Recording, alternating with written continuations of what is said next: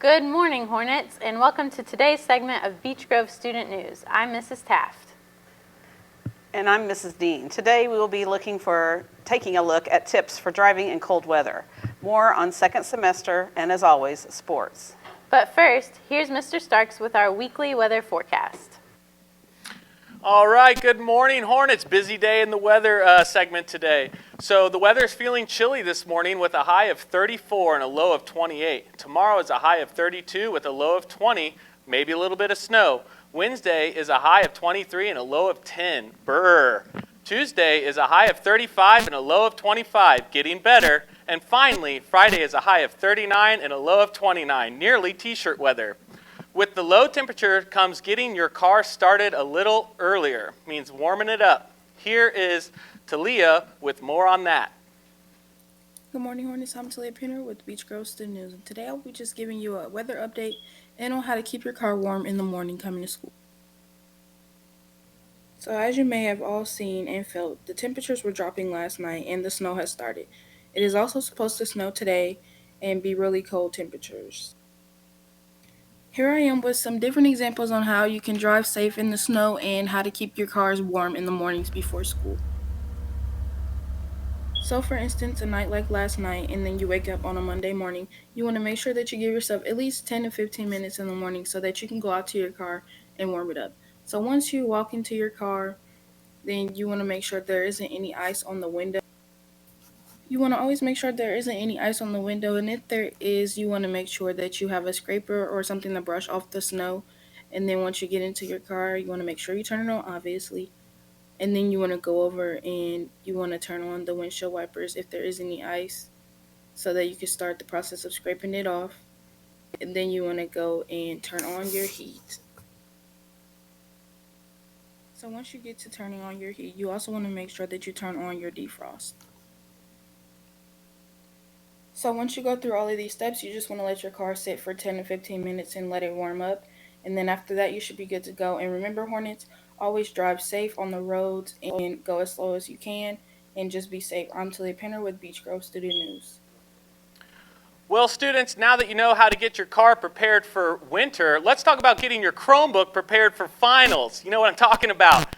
Make sure that it is charged up. I know your phones are charged up, so get your Chromebook charged up. Also, if you borrowed a loaner today from me, I'm sorry, you're not getting a loaner anymore this week. And if you're on the no loaner list, I'm not sorry about you because you forgot twice to turn it in to me. So, guys, Chromebook's ready to go for finals. We're going to make it a great week, okay? I'm tossing it over back to the desk. As you all know, we had a 2-hour delay this morning. Driving to school may have been more difficult for the students and staff. Alexa got more on how you can get to school safely in these frigid temps and road conditions.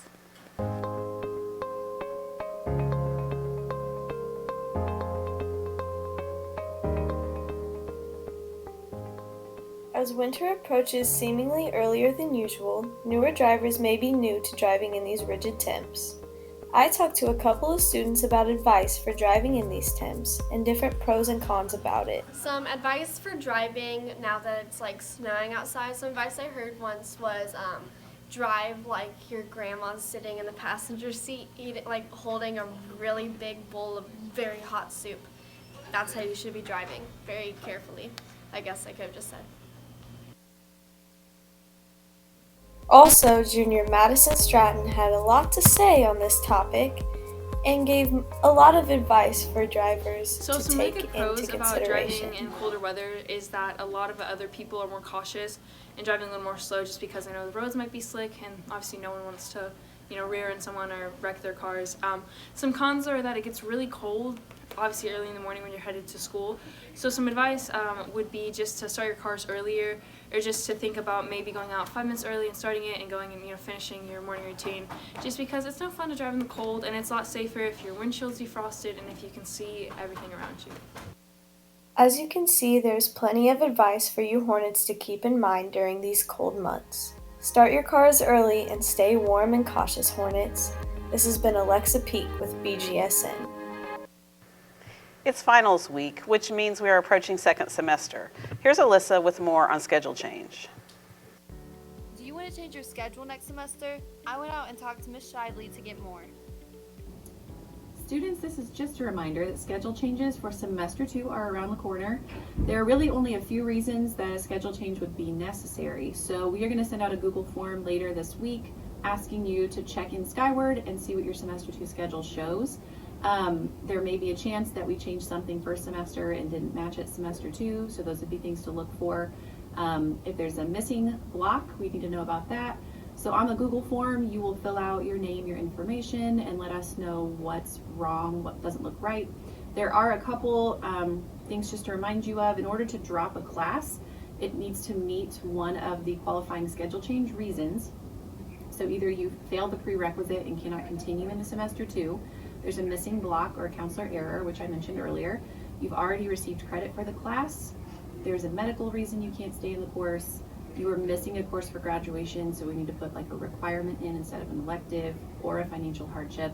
So those are the reasons allowing schedule changes, not just because you don't want to take it anymore or it's not really interesting to you anymore. Those aren't really the approved reasons. So Google form is going to come out. Please fill that out so that we can have a heads up. You may get a form sent back to you in person that requires a signature, so look for those. And if you have any questions, obviously just email your counselors for that. Remember that you cannot request a teacher. That's not an approved reason as well. So if you're asking to switch to a different teacher, that's just move on, forget about it. Again, email counselors or stop by if you have questions. If you have any more questions, you can email any of the counselors. Thanks for watching. This has been Alyssa for Bgsn. It's officially Christmas season. Here's Gabe with more on Christmas music. Hey there, Hornets. I'm Gabriel Martin with Bgsn, and it's that time of year again to start busting out your favorite Christmas music. My favorite Christmas song is Santa Baby, and I was curious to see what some of your guys' favorite Christmas songs were.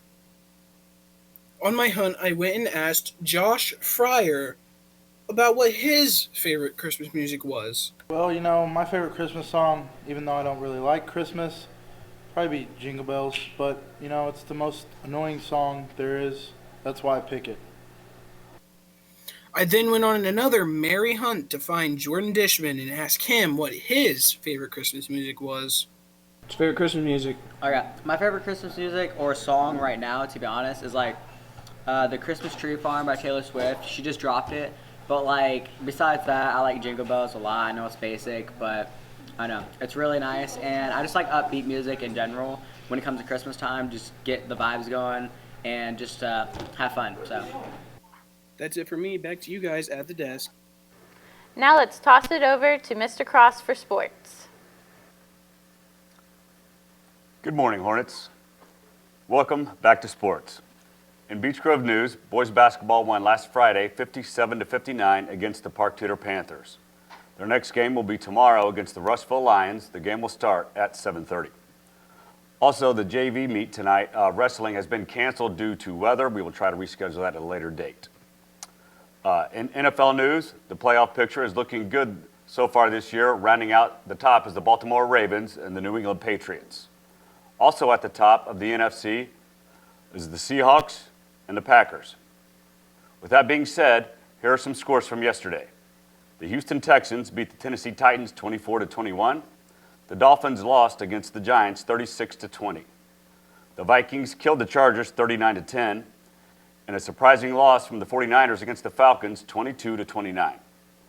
The big game that everybody was looking forward to was the Bills versus the Steelers. The Bills pulled out the victory 17-10. Josh Allen had a great game, completing 13 for 25, throwing for 139 yards and 1 touchdown, but also threw a pick. The running game for the Bills was working very well against the Steelers' defense, with Devin Singletary carrying 21 times for 87 yards. He averaged 4.1 yards per rush. For the Bills' receiving corps, John Brown had a monster game with 7 receptions for 99 yards, averaging 14.1 yards per catch. That's all for sports. Back to y'all at the desk. Peace and love, Hornets. Thank you. That's all for your daily segment of BGSN. Make sure to follow us on Twitter and Instagram at BG Student News. Also, don't forget to hit that bell icon and subscribe button to get notified every time we go live. I'm Mrs. Taft. And I'm Mrs. Dean. Have a very merry Monday, Hornets.